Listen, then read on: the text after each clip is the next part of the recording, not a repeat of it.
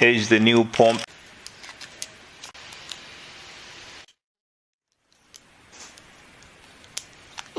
There's an O-ring over there.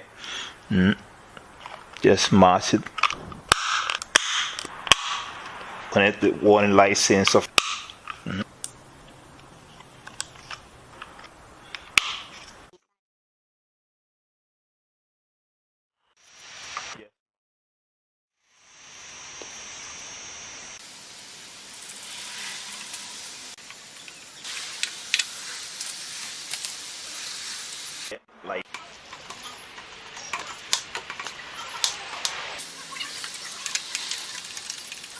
Like before, we were below 3 bar with the 40 pump. We were below 3 bar. Now we are just over 3 bar.